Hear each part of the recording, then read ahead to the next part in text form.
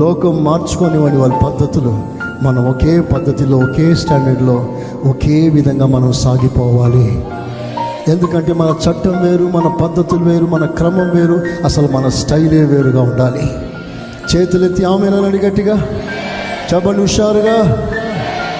ఈ కృపలో మనం ఎదగాలి. మానవ పద్ధతులు సంఘాల్లో కనబడకూడదు. మనుష్య ఆవేశాలు సంఘంలో కనబడకూడదు. శరీరంలో రేగుతున్న కోపాలు, కక్షలు, ద్వేషాలు, అసూయలు సంఘంలో కనబడకూడదు. ఆ మార్పు సంఘంలోనికి రావాలి. అప్పుడే ఆ వ్యక్తి పరలోకానికి సిద్ధపడతాడు.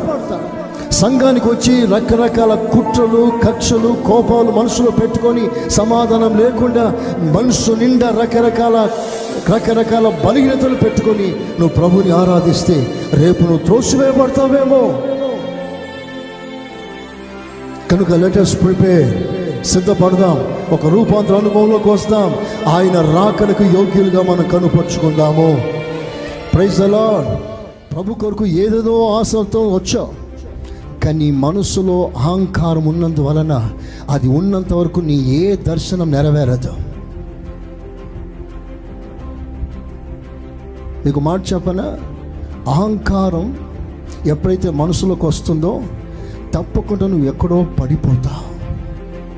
బైబిల్లో రాస్తుంది, గర్విష్ఠులట పోతారట, గోతిలో పడిపోతారు. అంటే అహంకారం, గర్వం ఒక విశ్వాసంలోకి వస్తే నీ స్థాయిని బట్టి, నీ ధనాన్ని బట్టి, నీ చదువుని బట్టి, నీ ఇంటిని బట్టి, నీ వస్తువుని బట్టి, నీకున్న హాయిని బట్టి, ఏదైనా సరే నీకున్న ఉన్నత స్థాయిని బట్టి నీకు కొంచెం గర్వం వస్తే నీ ఎదుట పెద్ద గొయ్యి ఉందంట. ఆ గొయ్యి ఏ రూపంలో రావచ్చు. ఫాలింగ్ డౌన్, పడిపోయే ప్రమాదం ఉంది. పరలోకంలో ప్రతినిత్యము సేవ చేస్తూ ఆరాధన చేస్తున్న పరిశుద్ధులని లూసిఫర్ కూడా కొంచెం గర్వానికి చోటిస్తే అంత ఉన్నతమైన స్థానంలో ఉన్నా కూడా పడిపోవడం సహజమైంది. ఆ పవిత్రమైన వాతావరణంలోంచి ఒక వ్యక్తి పడిపోయాడంటే ఇక్కడ ఈ భూమి మీద ఈ పనికిమాలిన సమూహంలో మనం ఎలా నిలబడగలం? ఒక పాస్టర్ గారు ఇలా అన్నారు, when you are coming to the presence of God, don't bring your chair అన్నాడు. Leave the chair in office. When you are coming to the presence of God, don't come with your chair అన్నాడు. అంటే మనం ఈ లోకంలో ఉన్నత స్థాయిలో ఉండవచ్చు, ఘనమైన స్థాయిలో ఉండవచ్చు, ఓ పెద్ద పదవిలో ఉండవచ్చు, వేల మందికి ఆశ్రయంగా ఆశీర్వాదం ఉండవచ్చు. నీకెంత ఉన్నత స్థానం ఉన్నా ఆ ఉన్నత స్థానమందు కూర్చున్న ఆ కుర్చీని అక్కడే వదిలేసి దేవుని సన్నిధికి రిక్తునిగా రా అని సేవకుడు హెచ్చరించాడు. ఆ మాట నా హృదయం తాకింది. How great you may be, leave the chair out. అంటే ప్రతి ఒక్కరు దేవుని సన్నిధికి వస్తే ఎలా రావాలి, ఏ విధంగా ఉండాలి అంటే సంపూర్ణంగా తగ్గించుకొని ఆయన సన్నిధిలో పడి ఉండాలి. అందరు చేతులు ఎత్తి స్తోత్రం చెప్తారా? ఒక్క కాసుకి 2 పిచ్చుకలు అమ్ముతారట. ఒక్క కాసుకి 2 పిచ్చుకలు, దాని వాల్యూ అంతే. అప్పుడు ప్రభు అంటాడు, మీరు శ్రేష్టమైన వారు కారా? Praise the Lord. నీ విలువ ఏంటి? దేవుడికి తెలుసు నీ విలువ ఏమిటో. ప్రజలు నిన్ను గుర్తించకపోవచ్చు, నిన్ను తృణీకరించవచ్చు, నిన్ను పక్కన పెట్టవచ్చు. యేసు ప్రభునే తృణీకరించా. నేనెంత, నువ్వెంత. అలాంటి తృణీకరణకి నువ్వు భయపడకూడదు. స్తోత్రం చెప్పు గట్టిగా. నేను తక్కువ చేసినప్పుడు భయపడకు. ఎందుకంటే ఈ అన్ని కార్యాల్లో దేవుని పర్మిషన్ నీ మీద ఉంది. నువ్వు వ్యతిరేకించావా, ఆయన పర్మిషన్ అడ్డగిస్తున్నా. Don't rebel in any way. Don't try to resist God's permission. నేనంటే it's an highly esteemed spiritual life. ఇది చాలా ఉన్నతమైన ఆత్మీయ జీవితం. ఆమెనంటబడిన సిలువ దేవుని వలన కలిగినది. ఎవరైనా మిమ్మల్ని దూషిస్తున్నారా? మిమ్మల్ని తగ్గించే ప్రయత్నం చేస్తున్నారా? నీ ఆత్మీయ జీవితాన్ని కదిలిస్తున్నారా? నీకున్న సహనాన్ని చెరుపుతున్నారా? దేవుని మీద అపారమైన విశ్వాసాన్ని చెరిపేస్తున్నారా? అలాంటి వారు మీ ముందు లేస్తున్నారా? వినండి, అతడు దేవుని వలన కలిగిన వాడు. నాయకుడవు నీవు, క్రీస్తు సేవకుడవు నీవు.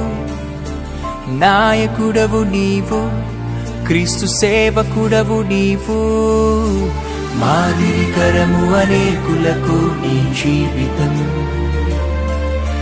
మాదిరికరము అనేకులకు నీ జీవితం. మాదిరికరము అనేకులకు నీ జీవితం. మాదిరికరము అనేకులకు నీ జీవితం. మౌనంగా యేసయ్య భరిస్తున్నాడు, మౌనంగా సహిస్తున్నాడు. నువ్వు ఆ తప్పు చేయలేదు కదా, నువ్వు చెప్పుకో అని తనకు అనుకూలంగా ఉన్నవారు ఎవరైనా చెప్పి ఉండరా? ఎక్స్ప్లెనేషన్ ఇవ్వండి, ప్రభు మీరు చేయలేదు కదా, మీరు ఎందుకు మౌనంగా ఉంటారు? మౌనంగా ఉంటే నువ్వు చేసినట్లుగా ప్రజలు ఫీల్ అవుతారు కదా, నిరూపించుకో. ఎన్నిసార్లు మౌనంగా ఉన్నాడండి. చివరిలో సిలువ మీద ఉండేటప్పుడు కూడా, నువ్వు నిజంగా దేవుడైతే దిగిరా, హేళనగా మాట్లాడుతున్నా. ప్రభు దిగలేడా?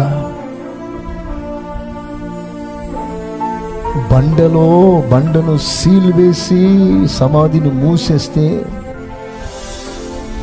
ఆ రాయిని జరపకుండానే ఆ రాతిలో నుండి లోపల నుండి బయటికి రాగలిగిన దేవుడు సిలువ మీద నుంచి దిగి రాలేడా? ఎందుకు మౌనంగా ఉన్నాడు? చూపించుకోవడమా? నిరూపించుకోవడమా? నిజమైన దేవుని బిడ్డ నిరూపించుకునే ప్రయత్నం చేయవద్దు. తల వంచాలి, మౌనంగా ఉండాలి. ఇదే యేసయ్య లక్షణం. ఇది చాలా కష్టం, చాలా కష్టం. ఎందుకంటే ఎవరైనా మనకి వ్యతిరేకంగా అనుకుంటే మనం సహించలేం. నా గురించి ఎట్లా అనుకుంటున్నారా, నేను ఎలాగైనా దీన్ని నేను నిరూపించుకోవాలి, నేను నీతిమంతుడిని, నేను ఏ తప్పు చేయలేదు అని నిరూపించుకోవటానికి ప్రయత్నం చేస్తా. నేను చెప్పేది మామూలు ప్రసంగాలు కాదండి ఇవి. యేసయ్య మనసులోంచి వస్తున్న ఒక తేట తాజా వర్తమానం ఇది. ఈ మాటలు మీరు అంగీకరిస్తే మీకెంతో మేలు. యేసయ్య స్తోత్రం చెప్పండి గట్టిగా. క్రీస్తు సేవకుడవు నీవు, నాయకుడవు నీవు. క్రీస్తు సేవకుడవు నీవు. మాదిరికరము అనేకులకు నీ జీవితం. మాదిరికరము అనేకులకు నీ జీవితం. మాదిరికరము అనేకులకు నీ జీవితం. మాదిరికరము అనేకులకు నీ జీవితం. మాదిరికరము అనేకులకు నీ జీవితం. మాదిరికరము అనేకులకు నీ జీవితం. సేవలో నలుగుతూ నవ్వుతూ బోధిస్తూ కరుగుతూ వెలిగించే దీపమా. సేవలో నలుగుతూ నవ్వుతూ బోధిస్తూ కరుగుతూ వెలిగించే దీపమా. గతిలేని మమ్ము గుర్తించి మాకు గురినే చూపించావే. మా కష్టాలలో నష్టాలలో మాకై ప్రార్థించావే.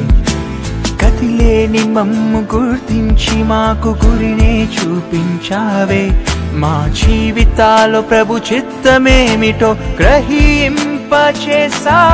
మేమంతా నీతోనే, మా అడుగు నీతోనే. మేమంతా నీతోనే, మా అడుగు నీతోనే. నాయకుడవు నీవు, క్రీస్తు సేవకుడవు నీవు. నాయకుడవు నీవు, క్రీస్తు సేవకుడవు నీవు, మాదిరికరము అనేకులకు నీ జీవితం,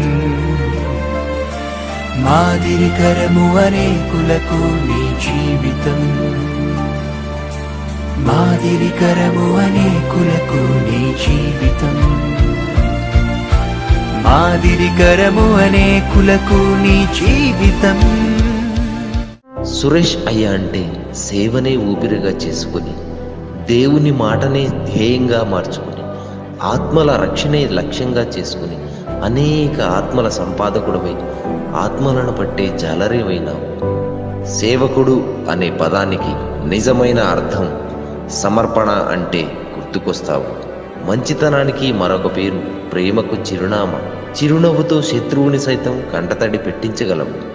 సముద్రం కంటే సహనం కలవాడివి, హిమము కంటే తెల్లని మనసు గలవాడు. అనేక ఆధ్యాత్మిక శిఖరాలను అధిరోహించావు. సూర్యకిరణాల వలె మీ ప్రభావము అనేకులపై ప్రకాశింపజేశావు. తరతరాలకు నీవే అనేకులకు మాదిరికరమైన మీ జీవితానికి మా అందరి తరపున జన్మదిన శుభాకాంక్షలు. హ్యాపీ బర్త్డే సురేష్ అయ్య.